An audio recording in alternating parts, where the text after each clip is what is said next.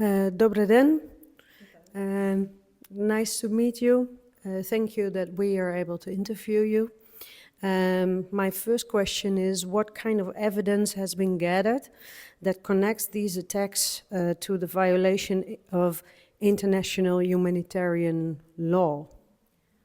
These particular parts are not. They are of criminal cases. That's for sure. But they were not part of the attack. So what you see here is basically a downed drone number 1 and number 2 that were neutralized, not shut down, not like recovered from the debris. They were neutralized by Ukrainian air forces. And they the only thing that they are part of is basically just violating Ukrainian airspace, so to speak. So these are not. When we think of international humanitarian law in general, there are multiple different evidences that multiple government agencies are working on. It's usually the civilian attacks against civilian infrastructure, and these are very widely covered. But these are not. But these kind of drones are used for different purposes. Can you tell us a little bit more about that? So what you see right here is the notorious Shahed, or as Russians right now call it, Herань.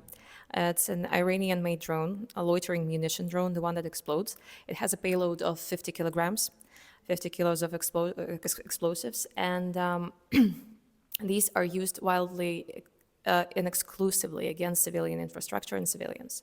So they are launched to target specifically energy infrastructure, not so recently kindergartens, schools, and also just basically any place where a person could live. So they are used against that specifically. And the other drone, it can be used to attack, and sometimes it is used to attack, but it's a decoy drone. It's a reconnaissance drone.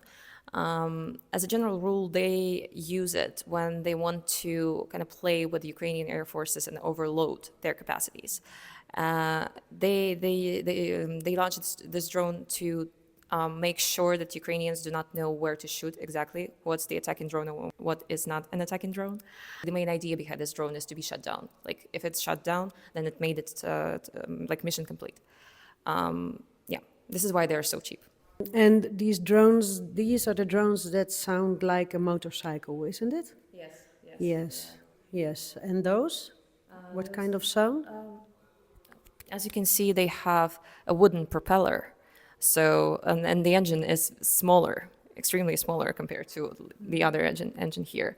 So yeah, they do not sound exactly like that, but they still do make sound. From your organization's standpoint, why must the international community act urgently to stop production and deployment of Russian drones? Well, since recently they've been also violating European airspace. We saw a lot of Shaheds in Poland. We saw some of these as well. We also see quite regularly that several European airports halt their work activity simply because they have a suspicious drone flying around. So obviously Russia is playing, like touching the boundaries. Russia is playing with Europe, and it's not something that concerns only Ukraine right now. But besides, there is like basically an economic/moral aspect to it. When we speak about economic aspect of it, it is important to note that European countries, they help Ukraine a lot financially. They help Ukraine a lot with different sorts of different types, not only humanitarian aspect of it. And at the same time, these same European companies benefit from Russia using their microchips, not directly per se, but still. So there's that economic aspect. And then there's also a moral obligation, of course.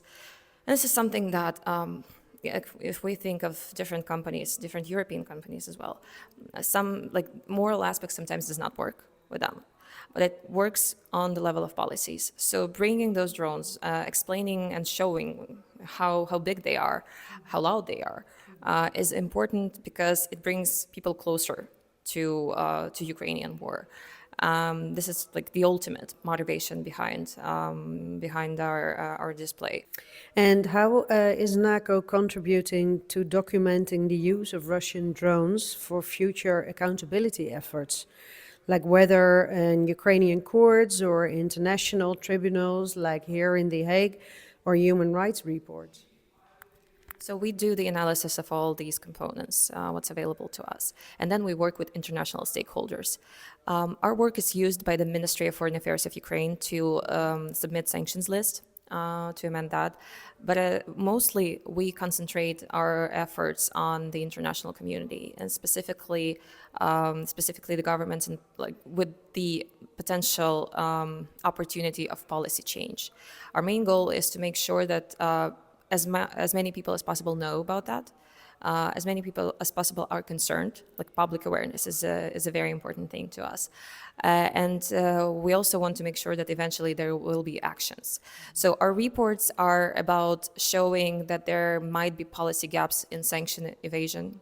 There might be policy gaps in export controls, and we want them to be fixed as much as it's physically possible, because obviously, of course, ideally, the ideal situation will never be an objective reality. So yeah, our work is about bringing closer and bringing people closer to our cause, and at the same time bringing our own analysis for the sake of policy changes. And can you explain a little bit more of the kind of efforts that you do to trace the components? We do work with the customs declarations. It's one of the, I'd say, the most important part of supply chain analysis. The customs declarations offer you quite a lot, like a lot of information about where did the drone come from, and to whom it went to, who bought it, and who paid for it. This is an important information. So unfortunately, there's been numerous challenges with the with the declarations right now, but we still do our best to make sure that at least partially we are capable to trace one specific component or like a batch of components, going from country A to B to Z, and essentially like finding its end user in Russia. We try to aim for the importer identification, but also the main part is for the supplier. The suppliers, the third country suppliers who, despite sanctions, still do business with Russia and benefit from it. They are the ones who we try to target, and this is something that I'm doing right now in the context of one of the analysis that we work on. It's specifically Chinese-based companies, and we are trying to identify as much as it's physically possible to make sure that their names are known and the respective policy changes could be introduced. So, is that one of the biggest loopholes in the current sanction enforcement, that still allow Russia to acquire drone technology, mostly China, or is it only your focus right now? No. China is the main hub of sanction evasion. You can see that like different offshore entities, or rather offshore countries, are also involved in it. You can see that Turkey and United Arab Emirates are also in the list. You can see situational supplies in Europe, but mostly like 60 to 80% of it comes from China.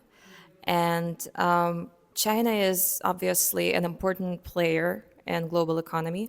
China is as dependable on Europe and the US as Europe and the US are dependable on China. And cutting off whole of China and all the other respective neutral, so to speak, countries, cutting off their market would not be an economically beneficial thing. So obviously there has to be some sort of secondary policy, secondary sanctions type of thing. And ideally, it should have been introduced way before. Unfortunately, we're still where we are. Yeah.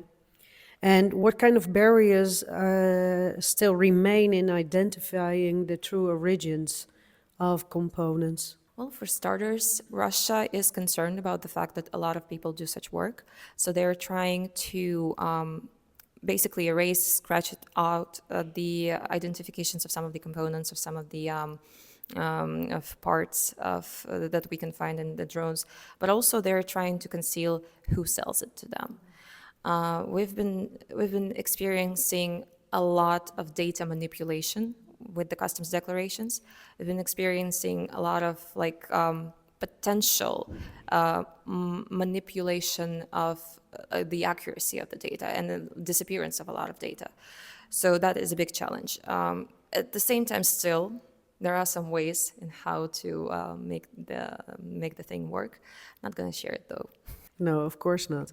But I can also imagine that they try to hack your organization and kind of to also in that way intervene and make it more difficult for you to do your work. Well, we've seen several attempts to mess basically with our websites or official communications. Yeah, this is something that is happening, but in general, they work on more of a centralized level. Just they're trying to pretty much erase as much of digital footprint as possible, so that we and other researchers, we cannot work with the sources. So that's their main effort. So, what practical steps could Ukraine's partners, including the Netherlands, take to close these gaps and to step over these barriers?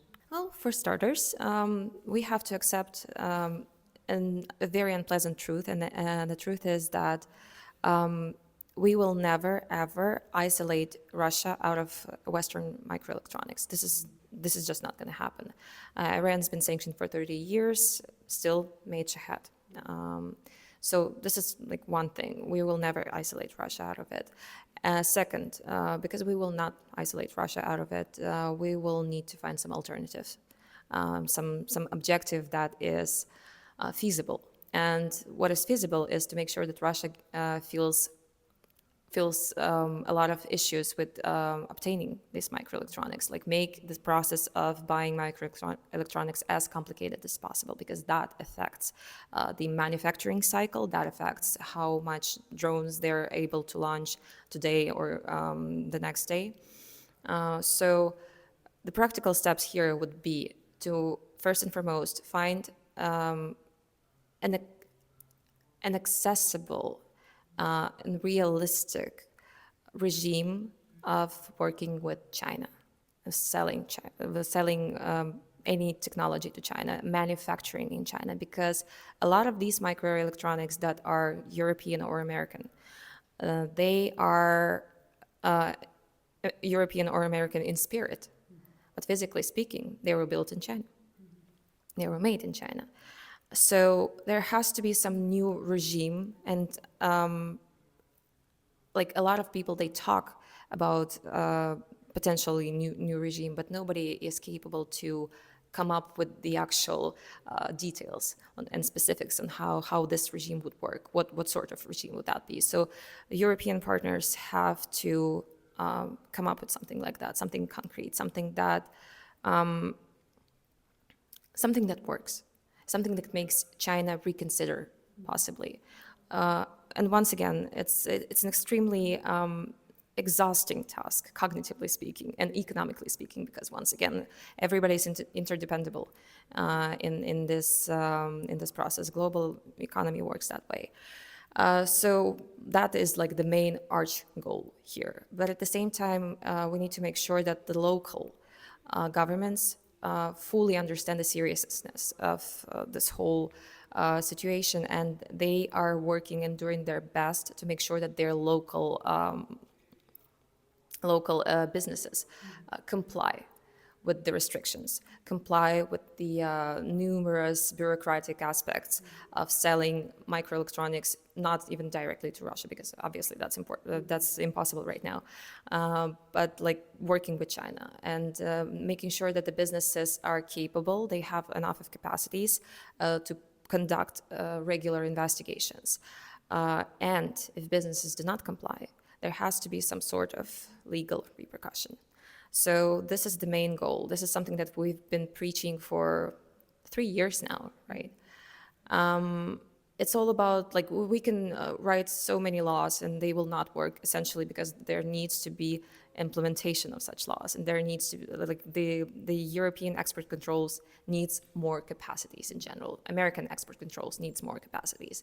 UK export controls needs more capacities. Sanctions in export controls lack those capacities: physical resources, financial resources, human resources. So essentially, if we are indeed serious about this issue, we need to make sure that we have enough of people and enough of different other potential needed things, tools, whatever else, software, to perform and conduct the proper investigations and to make sure that everything is going according to plan. And as I understand correctly, you say we have to be realistic and we cannot expect from European companies that they will stop selling microelectronics to China. We should have more control and focus on what is done with it. And also that the European companies maybe develop for what reasons the electronics can be used or cannot be used. Is that true? Yes, it is true. Being realistic is the key.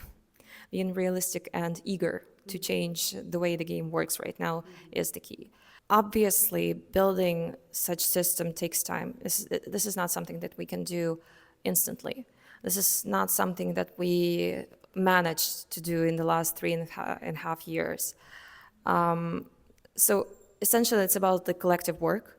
It's about constant exchange of information from different stakeholders. It's about building bridges because, in my opinion, personally, the biggest issue right now is to build the connection with businesses, because businesses feel hostile.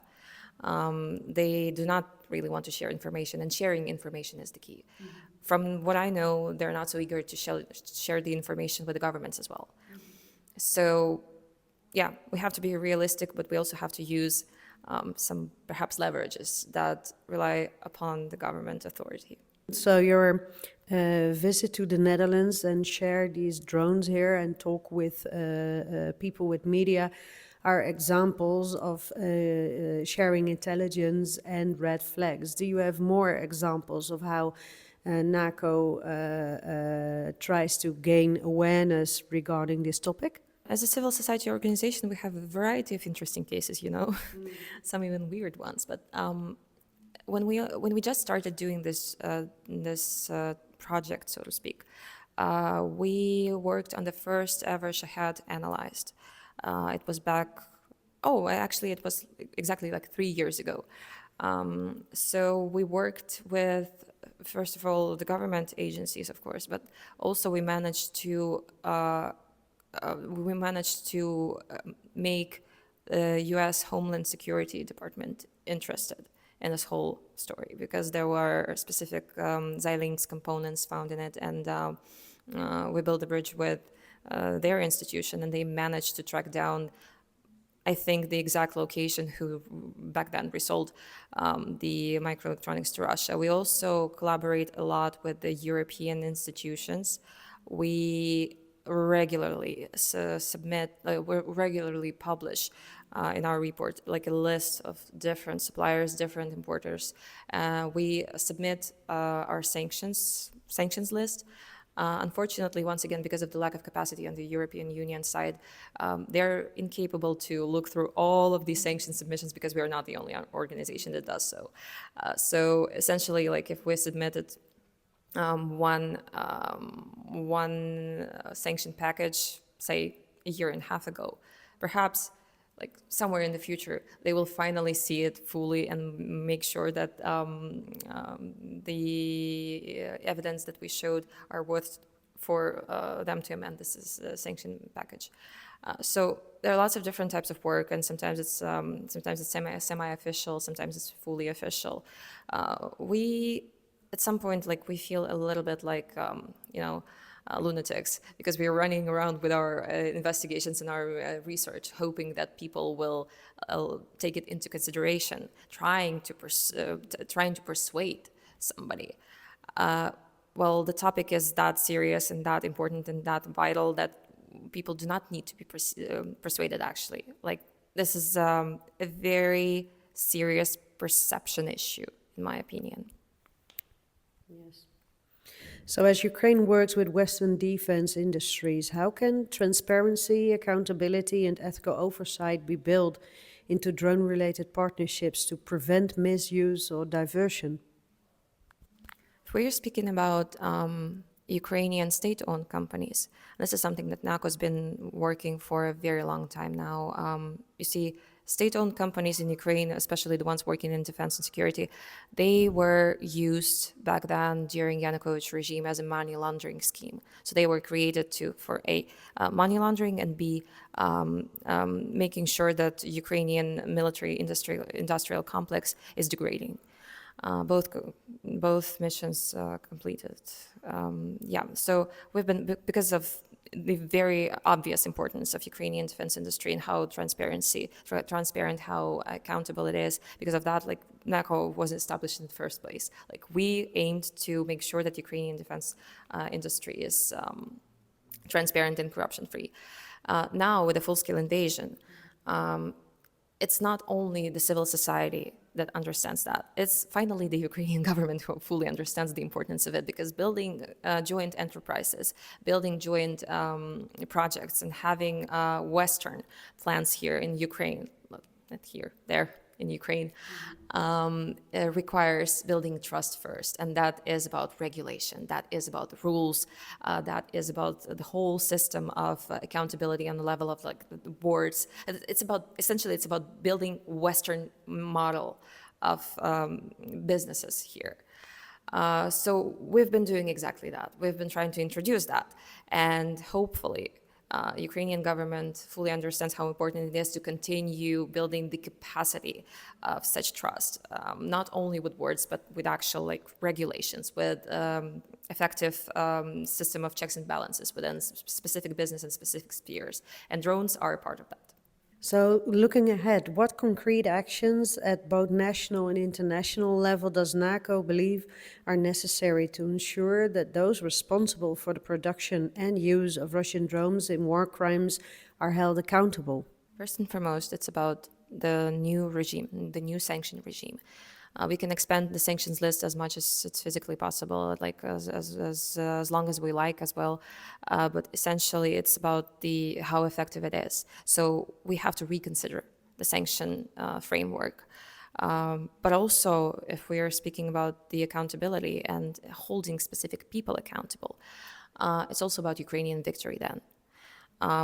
I do not see how multiple institutions, multiple, like, groups of people who worked to disrupt Ukraine or who worked on making sure that the circumvention happened, I do not see how these people are held accountable if there is no Ukrainian victory. So that is one of the main, it is the main goal, to make sure that Ukraine is capable to win this war. And then, of course, we're capable to speak about potential legal instruments and how to make it happen. But as of now, as the victory is yet to be seen, as of now, it is important to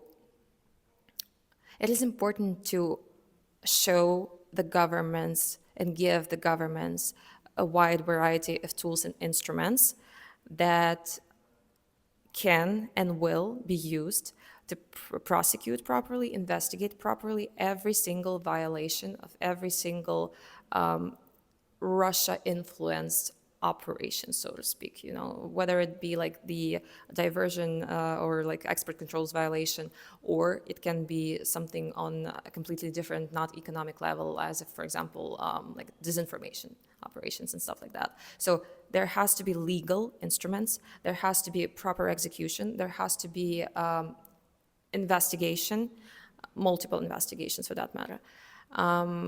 And I would really, really like for our partners to fully understand how important it is to actually, like, expand the capacities of these institutions. And more importantly, you have to open your worldview to Ukrainian reality, so to speak. You have to see things from Ukrainian perspective, because at some point we see that the European countries, America as well, obviously, they do not fully understand the seriousness of issue. They do not fully are capable to see things from Ukrainian perspective. And because of that, we see a lot of potentially dangerous, threatening to European democracy topics. We see them not entirely fully covered with attention and respective actions, if that makes sense.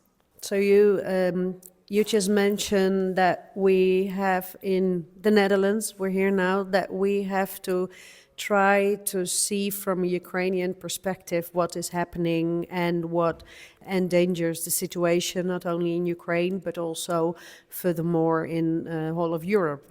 In the beginning, you spoke about the drones in different European countries, and maybe people underestimate the threat that lies within the developments. I've been to Ukraine several times since a full-scale invasion, and it's very difficult to share and explain the experiences from there to people who are here. So regarding to the drones, you explained already a little bit before. With this drone, the black one is used really to attack civilians, buildings, schools, infrastructures, etc.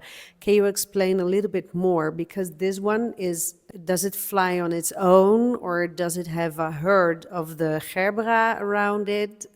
How does it work? Can you explain it for people to see it from a Ukrainian perspective?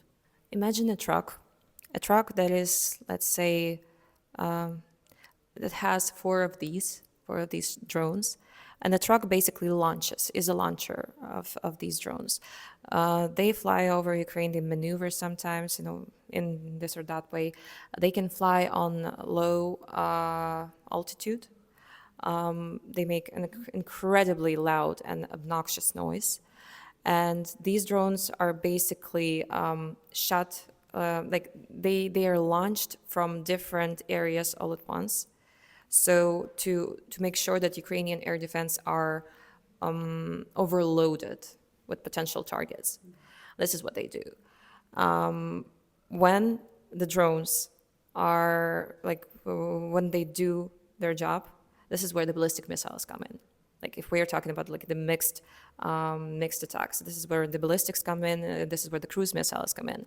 And essentially, if even 80% of the drones are shut down, there still is an issue of those 20% drones hitting the target. So even if Ukraine, so you could understand that these drones are usually shut down not with Patriots, not with big air defense systems. They're shot with people with rifles. And because there are so many, it's actually the best way to shut them down. People with rifles on cars trying to find the drone in the middle of the night, and this is why the drone is, by the way, is black right now, because the white ones were pretty easy to notice. The black ones are not so easy to notice. And yeah, it's not necessarily that you can actually see and shut down the drone. And if there are so many, you do not really know where to shoot. So yeah, because of that, Shaheds are one of the main weapons of this war, because they're pretty cheap, because they're pretty deadly, and the Russians make sure that they are making newer and deadlier versions of these drones, and they also take a lot of potential actions on our side to shut down, especially if there are so many. You spoke about the sound, that they are very loud. That's true. When I was in Ukraine, I heard it, and it sounds like a motorcycle. We spoke about it before. There's also an example of that. Yesterday, I spoke with a Ukrainian friend, and on the road, there was a motor driving by, very loud. And she was really paralyzed. And she said, I've never been to Ukraine yet with hearing those Shaheds, but I'm already frozen. Can you imagine how it is for other people? And I said, I understand, because since I've been there and I've heard the shahads, I have the same. If I hear a motor like that, my first in mind is it a drone? No, I'm in the Netherlands. It's not a drone. But I can imagine that for people to understand it, it's like this. It's really this sound. Yeah, it is about the experience, and the sound makes a lot of emotional damage. I actually had some kind of the same experience as your friend in the story, because just a few days ago, I've been in my hotel room and I heard something loud that really, really sounded like Shahad in the distance, and for a second I thought like, wow. Is there somewhere else who like brought Shahads to the exhibition or something to show, like maybe someone's watching the video with Shahad? But it turned out to be like a washing machine or something, like a very loud, obnoxiously loud, suspiciously close to Shahad type of loud. So yeah, the sound is what does pretty much all the work, because even if you're not targeted by Shahad, which is obviously a big problem and threat to your life, even if you're not targeted, even if you're in more or less relatively safe space, you still, like, the very idea that you hear it moving around somewhere, it has psychological effects on people. And especially during the night, and especially when there are many flying shahads flying from multiple directions, just hearing that in the middle of the night makes you extremely emotionally exhausting. So I think they could have built Shahad that is quieter. I think they could have. But they are not doing that because they know exactly that the emotional aspect of it still matters for a lot of Ukrainians. And they know that this is partially how you can influence society, to make sure that the whole country has PTSD just purely out of the very specific motorcycle type of sound. I'm sure that's part of evil plan as well. Yeah, I think so too. And it's not only the whole country, but also all the Ukrainians who fled the country, they also have the same experience. Yes. Is there anything else that you like to share regarding this topic that we did not spoke about yet? I'd say that ideally, of course, as many people as possible will need to see these drones in their capitals, in their cities, not just via the screen or reading the newspaper. If more people encountered and saw with their own eyes how big these things are, if they could listen to how loud these things are, we would see a very different electoral map, I think, all over Europe. Because observing war from a distance does not create an emotional connection.